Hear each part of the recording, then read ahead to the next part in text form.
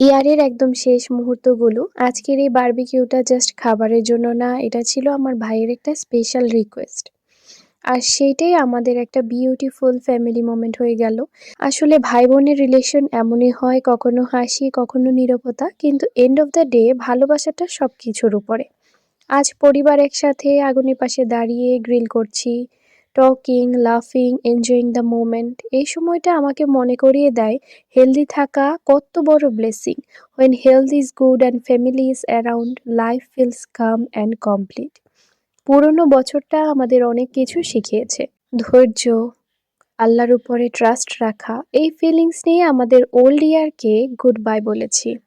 আল্লাহ, আমাদের পরিবারের সব সদস্যকে আপনি কমপ্লিট সুস্থতা দান করুন।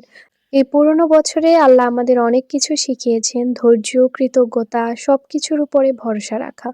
এই প্রত্যাশা নিয়ে আমরা বিদায় জানাচ্ছি পুরনো বছরকে। আল্লাহ যেন আমাদের পরিবারের সকল সদস্যের পূর্ণ সুস্থতা দান করেন, দীর্ঘজীবী করেন এবং নেক হায়াত দান করেন। প্রত্যেকটা সদস্যের মনের ইচ্ছা যেন আল্লাহ পূরণ করেন, সেই কামনাই করছি। নতুন বছরের প্রতিটা দিন যেন আল্লাহর রহমত, বরকত এবং সুন্দরভাবে গঠিত হয়। পরিবারের বন্ধন আরও শক্ত হোক, ভালোবাসা আর ঈমানের পথে সবাই অটুট থাকি। সবকিছুর জন্য আলহামদুলিল্লাহ।